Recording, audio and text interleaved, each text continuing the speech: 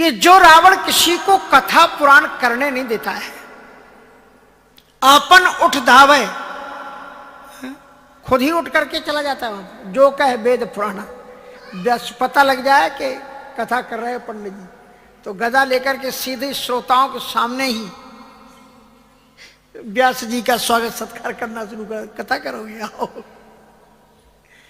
और सब रिजेक्ट, देश की कंट्री की जो नागरिकता वही खत्म। आपन उठ धावे रहे न पावे, धर सब घाल है खीसा, तो ही देश निकास है। और ऐसी नहीं निकास देता था, बहुविध त्रास है, जो कहे वेद पुराना वर्ण न जाए अनीत। माने जो दूसरों को राम नाम कीर्तन नहीं करने देता, जो दूसरों को कथा नहीं सुनने देता, कथा करने नहीं देता, और उसी की नगरी में उसके पड़ोस में ही एक मंदिर बना हुआ है, हरि मंदिर ता भिन्न बना हुआ, घंटी बज रही है, आवाज आ रही, ओम जय जगदीश हरि, कैसे हो रहा है? सोचने की बात तो है। और उसका कारण ये था कि कभी कभी ही, मैंने कल एक उदाहरण दिया था कि एक व्यक्ति ने पूजा करने वाले का दरवाजा खटखटाया, कहा श्रीमान जी आप देर से सो रहे हो अभी, बोले आपको मेरी पूजा की इतनी चिंता क्यों, आपका परिचय? बोले मैं पाप हूं। बोले पाप कहीं पूजा के लिए जगाता है? बोले नहीं, मैंने ये सोचा कि अगर आप 2 घंटे जो पूजा करते हो कर लोगे तो दिन भर मस्ती से रहोगे, फिर आप भगवान को याद करोगे नहीं, और अगर पूजा नहीं कर पाएंगे तो पूरे दिन भर तुम रो रो करके भगवान को याद करोगे, तो वो सही में भक्ति हो जाएगी आपकी। इसलिए मैंने सोचा कि आप ज्यादा भक्ति ना करें, इसलिए हमने कहा तुम उठो, अपना हनुमान चालीसा का पाठ करके घूमो मस्ती से। हाँ, जिन लोगों को याद होता है वो कहाँ उतना ध्यान देते हैं, हनुमान चालीसा वो चलता रहता है, मुख गाता है, हृदय थोड़ी गाता है। मुख कहता जय हनुमान ज्ञान चलता रहता है। एक सज्जन बोले महाराज जी हम सुंदरकांड का पाठ रोज, कि श्रीमद् भागवत का पाठ कम से कम करने के लिए 5 घंटे चाहिए, और वो भी शरीर हिलना नहीं चाहिए ऐसे ऐसे, क्योंकि हमारे यहाँ वेद में तो स्वर प्रक्रिया है, ऐसे ऐसे हस्त संचरण होता है, लेकिन दूसरे धर्म वाले जो स्वर लगाना नहीं जानते तो वो सिर हिलाते हैं ऐसे ऐसे, तो उनका नकल मत करो, वो लोग ऐसे ऐसे, वो जब भी पाठ करेंगे ना अपने ग्रंथ का, तो ऐसे ऐसे ऐसे ऐसे ऐसे वही उनका स्वर है, ऐसे ऐसे करते हैं, तो वो आप नकल मत करो, सिर मत हिलाओ। अगर आता है तो स्वर संचालन करो, नहीं तो सिर हिलाने की जरूरत नहीं। इसलिए जो है कहने का तात्पर्य यह है कि आप अपने तो पाठ संभव नहीं है, इसलिए माला तो कर में फिरे और मन डोले जगमाए। तो कबीर साहब जी ने कह दिया तो यह तो सुमरन है, कर का मन का डार दे और मन का फेर करके, इस मनके को डाल करके मनके को फेरो।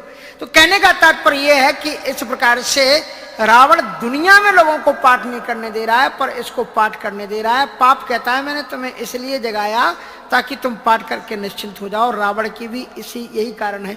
सुग्रीव विभीषण की समस्या यह है कि विभीषण लंका में इसलिए रह रहा है क्योंकि ये सोच रहा है कि ये रावण मेरा बड़ा हितैषी है। सुग्रीव विभीषण जीवात्मा है, हम और आप विभीषण के प्रतीक हैं, और विभीषण जीवात्मा है, और विभीषण ने अपने 2 बड़े भाई मान रखे हैं, एक कुंभकर्ण और एक रावण। रावण है अभिमान, कुंभकर्ण है अभिमान, और रावण है मोह। ये 2 उसके भाई हैं। इन 2 भाइयों के वो सोचता है कि रावण मुझे बहुत प्रेम करता है। रावण अच्छी तरह से जानता है कि अनीति पर चलने वाला व्यक्ति राज्य चला ही नहीं सकता, इसलिए विभीषण के बल पर ही राज्य चला। और जो ही विभीषण चले गए तो बोलो कितने दिन तक लंका का राज्य चला। विभीषण लंका का राज्य जो 72 चौकड़ी रावण ने किया, रावण ने कहा राज्य किया, विभीषण ने किया था। इसलिए रावण ने कहा भी करत राज लंका शठ त्यागी, राज्य तो ये कर रहा था, हम तो भागते रहते थे। वो तो दिग्विजय यात्राओं में से उसको फुर्सत नहीं, लगातार लगा रहता। विभीषण ने आराम, तो विभीषण को कारण क्या है कि विभीषण ने मंदिर बनाया। वो दुनिया में मंदिर बनाने के लिए मना करता है रावण। न जैसे न वैन ने कहा ना भागवत में, न यष्टव्यम न दातव्यम न होतव्यम द्वजा कुत इतनिवार्य धर्मम भेरी घोषण सर्वसा। उसी तरह से रावण ने मुनादी अस भ्रष्टाचारा भाषण सारा धर्म सुनाय नहीं काना, तो ये बहुवित्रा से वेद देश निकास है, जो कहे कहीं भी कुछ करने नहीं देता, लेकिन उसके बगल में उसका भाई कर रहा है। उसका मूल कारण क्या था कि रावण ने जानबूझ करके विभीषण को आरती पूजा भजन करने दिया, उसने रोका नहीं, क्योंकि रावण अच्छी तरह से जानता है कि यही विभीषण, जब मैं हिरण्यकशिपु था, हिरण्याक्ष था मेरा भाई, यही विभीषण तब प्रहलाद था, और इसको हमने मारने की चेष्टा की, परिणाम ये हुआ कि वो ईश्वर खंबा फाड़ करके निकल आया। इसको अगर कहीं मैंने मारने की चेष्टा की तो पता नहीं कहां से वो प्रकट होकर के फिर अभी इसलिए कुछ दिन रहना, इसको कर तू ओम जय जगदीश कर, इसलिए बजा घंटी कोई बात नहीं, क्योंकि जानता है कि अगर मैंने इसको छेड़ा तो वो पता नहीं कहां से आ जाएगा वो, क्योंकि सत्यम विधातुम निज भृत्य भास्तुम व्याप्तिम च भूतेषु सकलेषु तीसरा, तत्काल भगवान प्रकट हो जाते हैं। सत्यम विधातुम निज भृत्य भास्तुम व्याप्तिम च भूतेषु सकलेषु तीसरा। सिंह की तो कहने का तात्पर्य कि भगवान कहीं से भी प्रकट हो सकते हैं, इसलिए रावण विभीषण को नहीं छेड़ता है। कहीं मैंने इसको छेड़ा तो प्रहलाद की रक्षा करने के लिए जैसे नरसिंह भगवान प्रकट हुए थे, इसी तरह से इसके लिए कहीं भगवान प्रकट ना हो जाए, तो वो रावण का अपनी सुरक्षा है, इसलिए वो करने दे रहा है। और विभीषण ये सोच रहा है कि दुनिया में किसी को ये भजन नहीं करने दे रहा है, लेकिन मुझे कभी नहीं टोकता है, इसका मतलब ये मुझसे प्रेम करता है। ये उसने मीमांसा, ये उसने अर्थ। कभी कभी कोई व्यक्ति अगर दुनिया को नहीं छेड़ता, दुनिया को छेड़ता है, तुम्हें नहीं छेड़ता है, तो उस आदमी से भी सावधान रहना। हाँ, कि तुमको क्यों छेड़ रहा है। जैसे नहीं होते लोग बकरे को खरीद करके लाते हैं, क्या मस्ती से खिलाते हैं पिलाते हैं, तंदुरुस्ती से खूब पानी पिलाते हैं, उस बकरे को मालूम ही नहीं कि बकरी दाने दो, फिर जो खिला रहा है पिला रहा है वही उसके सिर पर आ रहा चला है। इसलिए कभी कभी ऐसे लोगों से, तो हनुमंत लाल जी महाराज ने देखा, तो उन्होंने देखा कि भाई लंका निश्चर निकर निवासा, यहाँ कहाँ सज्जन कर वासा, तो उन्होंने सोचा कहीं मायावी ना हो। अच्छा, तो हनुमंत लाल जी महाराज ने सोचा कैसे पता लगेगा कि सज्जन है कि नहीं, यहाँ कहाँ ये सज्जन है कि नहीं, कैसे पता लगेगा। किसी भी व्यक्ति के जीवन को जानना हो तो आप उसका सुबह देख लो और शाम देख लो, सोना देख लो और जागना देख लो। सोना और जागना कराग्रे बसते लगे, तरीका उसका सनातन धर्मावलंबी का अलग से मालूम पड़ जाएगा। इसलिए विभीषण जी महाराज वेट किए उसकी कि जरा इसको उठने को देखा जाए। और जब विभीषण जागा तो क्या किया उसने कि रामे नाम मने माहु तरक करहे का पिला, मने माहु तरक करहे का पिला,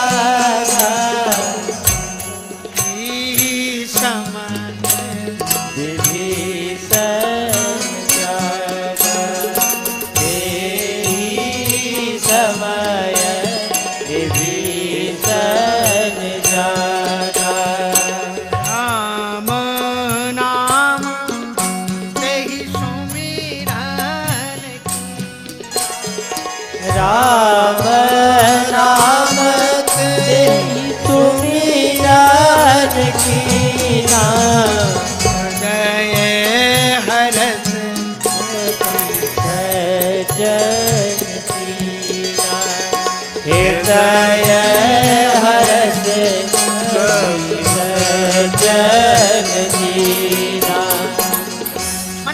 तरक करे कपिलागा, और ते ही समय विभीषण जागा। विभीषण जी ने क्या किया, अब हनुमान जी देख रहे हैं कि करता क्या है सबसे पहले। इसलिए लोग कहते हैं ना कि सदा भवानी चाय में भात में धरे, पता नहीं क्या क्या कहते हैं, वो शब्द आपको बोलने नहीं चाहिए। हाँ, 3 चीज रक्षा करें, चाय 5 क्या पान सिगरेट ऐसे कुछ कहते हैं लोग। लेकिन जो हमारी प्राचीन सभ्यता और संस्कृति थी, कराग्रे ठाकुर जी को स्मरण करना, क्योंकि गोस्वामी जी लिखते हैं कि जागते सोब शरण तुम्हारे, जागत सोबत शरण तुम्हारे, तुम्हें अवसर नाही राम बजाओ तुम। तो उनके तुम्हारे भक्त की पहचान क्या है, सज्जन की पहचान क्या है? बोले जागत शोभत शरण तुम्हारी। वो सोता है तब भी आपकी शरणागति लेता है। और जब आते जाते हुए गुनगुनाया करो, राम बोला करो, राम गाया करो। आते जाते हुए गुनगुनाया करो, राम बोला करो, राम गाया करो। आते जाते हुए गुनगुनाया करो, राम बोला करो, राम गाया करो। आते जाते हुए गुनगुनाया करो, राम बोला करो, राम गाया करो। आते जाते हुए गुनगुनाया करो, राम बोला करो, राम गाया करो। आते जाते हुए गुनगुनाया करो, राम बोला करो, राम गाया करो। राम बोला करो, राम गाया करो। राम बोला करो, राम गाया करो। कौन कहता है कि छोड़ कर काम को, अच्छा हो याद कर लो जरा राम। कौन कहता है कि छोड़ कर काम को, अच्छा हो याद कर लो अगर राम को। मन से उनको कभी ना भुलाया करो, मन से उनको बुलाया करो, राम बोला करो, राम गाया करो। ओ राम बोला करो, राम गाया करो।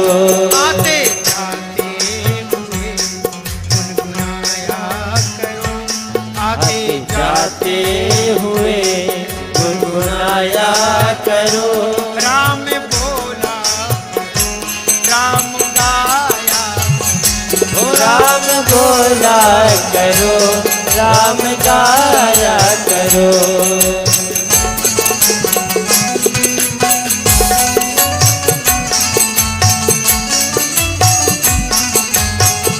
जय हो।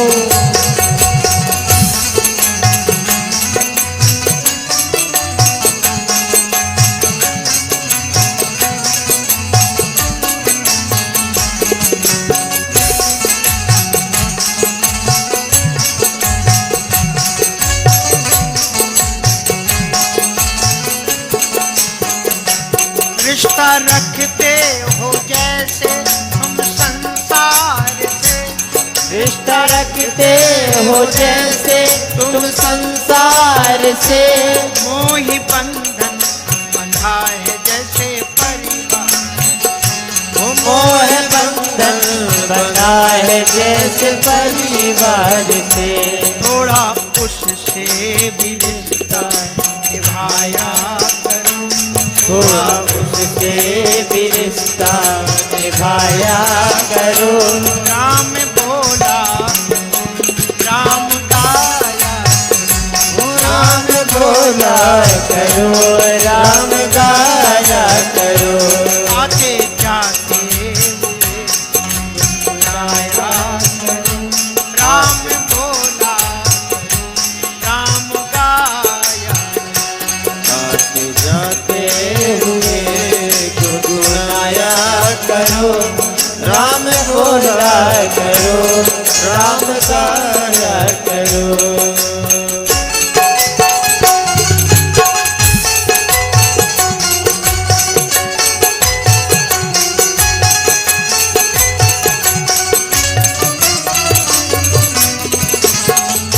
जय हो।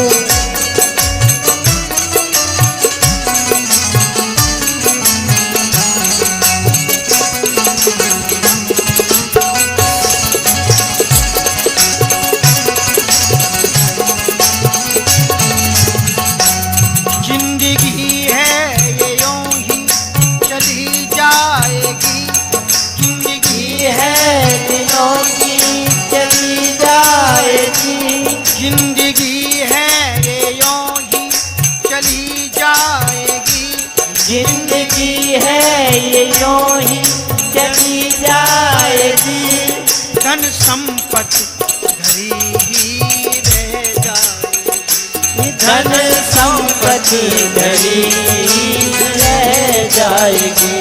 कभी उनसे न मन भुलाया करो, कभी उनको न मन से बुलाया करो। राम बोला राम गाया करो, राम बोला करो, राम गाया करो। आते जाते हुए गुनगुनाया करो, आते जाते हुए गुनगुनाया करो। राम बोला करो, राम गाया ओ राम बोला करो, राम गाया करो। राम बोला करो, राम गाया राम बोला करो, राम गाया करो। तो राम नाम होते ही विभीषण जी ज्यों ही बिस्तर पर उठे ईश्वर को स्मरण किया। ईश्वर की स्मृति से दिन का शुभारंभ करो और ईश्वर को स्मरण करते हुए सो। देखो सुंदरकांड में सब कुछ तो बताया कि घर कैसा होना चाहिए, स्वभाव कैसा होना चाहिए, घर में पेड़ पौधे कैसे होने चाहिए, घर के अंदर में आप कैसे जागें, कैसे सोएं, भोजन के बारे में भी आपको आगे बताया जाएगा, कैसी हमारी परस्पर रहनी सहनी हो, क्या हम जीवन में रखें और क्या जलाएं, क्या खाक करें, क्या रखें, क्या याद करें। तो इन सारी चीज़ों को सुंदरकांड में बताया गया है। इसलिए हनुमंत लाल जी महाराज ने देखा, इसने प्रातःकाल उठते से ही कहते हैं कि जो एक बार धोख्यूं जास नाम मुख आवा, अधमऊ मुख तो होए सती गावा। और ये तो राम नाम का स्मरण कर रहा है, इसलिए हनुमंत लाल जी महाराज समझ गए ये साधु है। ये अभ्यास होता है साधु की, कुछ अपनी आदतें होती हैं जिसके दौरान वो पहचान लिया जाता है कि साधु। इसलिए हनुमंत लाल जी महाराज ने निश्चय किया कि एहिते हट करिहौ पहचानी और साधु ते होए न कारजहानी। इससे मैं जानबूझ करके हट पूर्वक इससे मैं परिचय करूंगा, क्योंकि साधु से कभी भी बात बिगड़ेगी नहीं, हानि नहीं होगी, बनेगी। कैसे साधु से बात बनती है इस चीज को मैं कल आपको बताऊंगा। आज इन्हीं शब्दों के साथ में हम वाणी की विरामता की ओर ले जाएं। हमारे मध्य में परम पूज्य कांगड़ा पीठाधीश्वर परम श्रद्धेय श्री शंकराचार्य जी महाराज विराजमान हैं। थोड़ा सा चाहेंगे कि उनका भी 5 मिनट के लिए आशीर्वचन आप सभी के लिए प्राप्त हो जाए। साथ साथ में हमारे बात बीच में तो हम चाहेंगे कि पहले हमारे श्री धर्मराज जी महाराज जो हमारे बीच में उपस्थित हैं, मनुआ भान आश्रम, हाँ मनुआ बाबा, हाँ ये भान में कहाँ से जोड़ दे रहा हूँ, मनुआ बाबा आश्रम, वही तो मैंने सोचा कि भान की तो कोई आवश्यकता नहीं है। तो मनुआ बाबा आश्रम के संस्थापक परम पूज्य श्री धर्मराज जी महाराज 2 शब्दों के माध्यम से आप सभी को आशीर्वचन देंगे, आप इनको श्रवण करें। और कल मैं आपको बता दूं, कल मंगलवार है और मंगलवार में आप कहीं जाइएगा नहीं, क्योंकि यहीं पर श्रीमद् वृंदावन धाम के जो उपस्थित अभी वृंदावन धाम में होंगे सुप्रतिष्ठित आचार्य और श्रीमद् भागवताचार्य आदि सभी लोग सुंदरकांड मंडल के माध्यम से सुंदरकांड का पाठ होगा सुबह 9 बजे से। तो जरा जल्दी उठने की कोशिश करिएगा। सभी विद्वानों का एक साथ यही प्रदर्शन होगा और बहुत सुंदर आप सुंदरकांड का पाठ श्रवण कर सकेंगे। शाम को दिल्ली से जो प्रेम मानस मंडल है उनका कीर्तन चलेगा कल। और परसों के दिन का आप ध्यान रखिएगा, 8 तारीख का, जिस दिन राम जी का विवाह पंचमी है, उस दिन की कथा सुबह चलेगी 9 बजे से 12 बजे तक।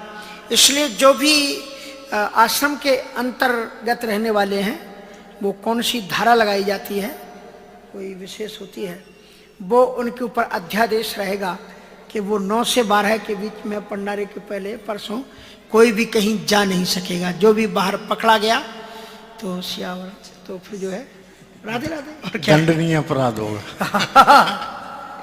तो राधा रानी जी करेंगी, यहाँ तो कोई दूसरा दंड कर नहीं सकता है, वो तो सब राधा रानी जी को जो उचित लगेगा वो करेंगे। तो मतलब ये है कि अपन आए हुए हैं तो परसों का ध्यान रखिएगा। परसों सुबह 9 बजे से 12 बजे तक क्या कथा चलेगी, और फिर बाद में साधु संतों का भंडारा होगा, आप सबका दर्शन यहीं पर करेंगे। और फिर उसके बाद में कल जो है सभी जो भागवताचार्य हैं उन विद्वानों का भी दर्शन और कुछ थोड़ा बहुत उनका उद्बोधन भी आपको श्रवण करने के लिए मिलेगा। इन्हीं शब्दों के साथ में हम वाणी को विरामता की ओर बाद में ले चलेंगे। अभी हमारे बीच में परम पूज्य श्री धर्मराज जी महाराज अपनी वाणी के द्वारा आपको आशीर्वचन देंगे।